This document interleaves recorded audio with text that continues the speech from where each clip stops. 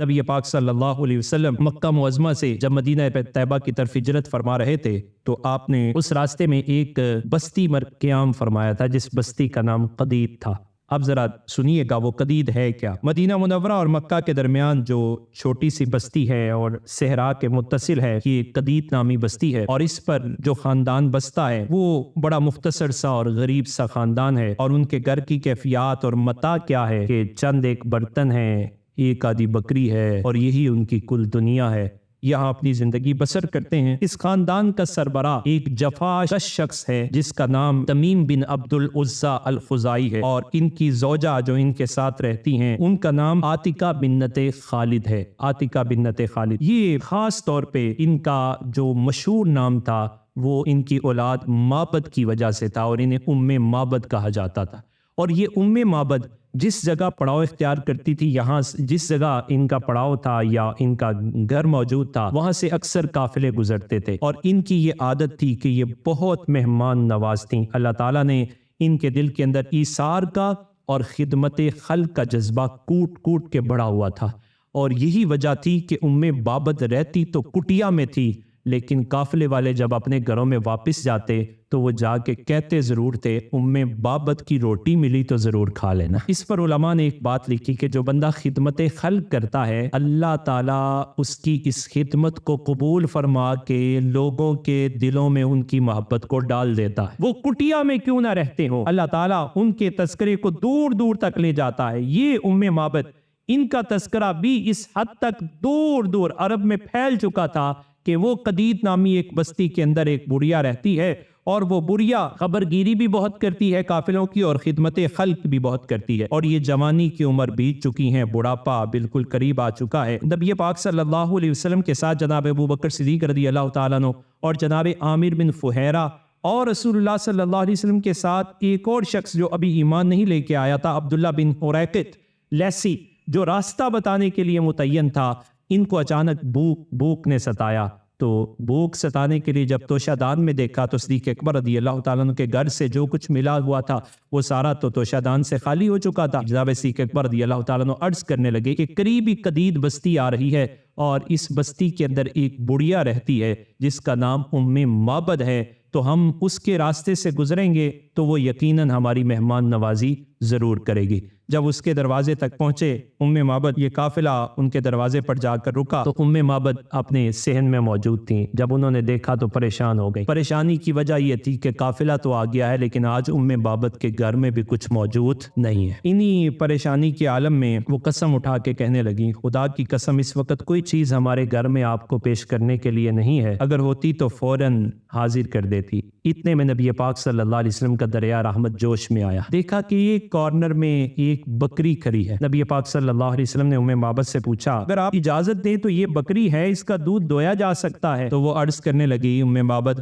کہ میں آپ کے صدقے جاؤں، اگر یہ دودھ دونے والی ہوتی تو معبد دو چکی ہوتی، آپ کو پیش بھی کر چکی ہوتی، تو یہ تو بیچاری بہت کمزور ہے اور یہ دودھ دینے سے عاجز آ چکی ہے۔ نبی پاک صلی اللہ علیہ وسلم نے کہا، آپ اجازت دے دیں، بس اگر آپ اجازت دیں گی تو ہم خود ہی کوشش کر لیں گے۔ اتنا کہنا تھا کہ معبد نے بکری نبی پاک صلی اللہ علیہ وسلم کو پیش کر دی۔ نبی پاک صلی اللہ علیہ وسلم آپ کے پاس جب بکری آئی تو مصطفیٰ جان رحمت نے تھنوں پر ہاتھ رکھے اور اللہ تعالیٰ کی بارگاہ میں عرض کی، اللہم بارک لی امی معبد، یا اللہ معبد کو اس بکری میں برکت عطا فرما دے۔ بس نبی پاک صلی اللہ علیہ وسلم کا یہ کہنا تھا، اور پھر آپ صلی اللہ علیہ وسلم نے جب ہاتھ رکھے تو بکری نے اپنے تھن بھی بھر دیے اور اپنی ٹانگوں کو بھی کھول دیا۔ مصطفیٰ کریم علیہ السلام صدیق اکبر کو کہنے لگے، آپ دودھ بھی دوتے ہیں اور جتنے برتن ہیں وہ بھی منگوا لیتے ہیں۔ برتن بھی منگوائے گئے، دودھ بھی دویا گیا، لبا سارے اس سے سیر بھی ہو گئے۔ سیر ہونے کے بعد جب نبی پاک صلی اللہ علیہ وسلم نے اجازت لی تو اجازت لینے کے بعد رسول اللہ صلی اللہ علیہ وسلم تشریف لے گئے۔ معبد کے خامد جو جفاکش تھے، جفاکشی کے لیے کہیں گئے ہوئے تھے، واپس آئے تو اب آج گھر کا رنگ ہی بدلا ہوا ہے، یہاں سے خوشبوؤں کے حقے اٹھ رہے ہیں۔ اندر داخل ہوئے تو جو برتن موجود تھے وہ سارے بڑے ہوئے ہیں۔ یہ کیفیات دیکھی تو فوراً زوجہ سے کہنے لگے، یہ کیا کیفیات ہے؟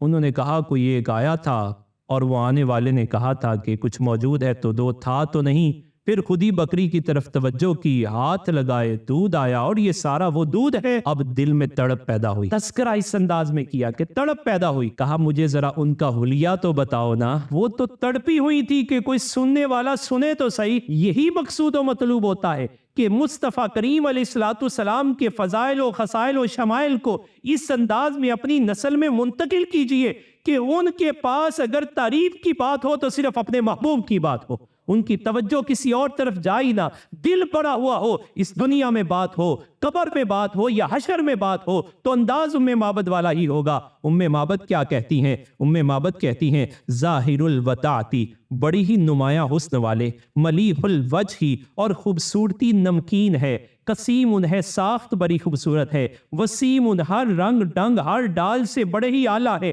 قسیم جس طرح ہر عضو دیکھنا چاہو اسی طرح نظر آتا ہے، فی عینہ تاجن، سرمگی آنکھیں ہیں اور بڑی بڑی ہیں، فی اشفارہ وطفن، ہونٹ مبارک ہیں تناسب کے ساتھ کشادہ تھے، فی عنقہ سطحن، طول و بہا کی کیفیات یہ ہے کہ گردن لمبی بھی ہے اور چمکدار بھی ہے۔ یہ جناب ام بابت کہتی ہیں احبرو اقحلو ازجو اقرنو، آنکھیں سیاہ، سرمگی، پلکیں لمبی، ابرو پتلے ملے ہوئے ہیں اور ایسی کیفیات ہیں کہ گردن مبارک پر اس چہرے کی کیفیات بالکل جداگانہ ہے۔ اب الناس واجملہ من بعید، دور سے دیکھیں تو بہت خوبصورت لگتے ہیں لیکن جب قریب آئیں تو اور خوبصورت لگتے ہیں۔ یہ جناب کہنے لگی کہ نبی پاک صلی اللہ علیہ وسلم کے حسن و جمال کا دیکھیں نقشہ کس انداز کے ساتھ اور کس سلاست کے ساتھ۔ یہ تو وہ ہیں جنہوں نے ایک بار دیکھا ہے، تو جنہوں نے بار بار دیکھا ہے ان کی کیفیات کیا ہوں گی۔ جناب ام بابت یہ ذکر کرتی ہیں اب ذرا دنیا والوں کے حسن کی کیفیات دیکھتے کیا ہے۔ دنیا والوں کا حسن کیسا ہوتا ہے؟ دور سے دیکھو تو اچھا لگتا ہے اور اگر قریب سے دیکھو تو بندہ کہتا ہے وہ بات، یہ حسن وہ ہے۔ دور سے دیکھیں تو پھر بھی اچھا لگتا ہے، قریب سے دیکھیں تو اور اچھا لگتا ہے، اور بندہ کہتا ہے ایک سونا تو لگنا، دوجا پھر بھی کوئی مثل نہیں ڈولن دی، چپ کر جا مہر علی ایتھے جا نہیں اب، لم یاتی نظیر کا فی نظر مثلے تو نہ شد پیدا جانا۔ میاں محمد بخش نے کیا خوبصورت کہا تھا، سفنے دے وچ مینوں ماہی ملیا تے میں گل وچ پا لیا باواں، ڈر دی ماری اکھ نہ کھولاں کتے پھر وچھڑ نہ جاواں۔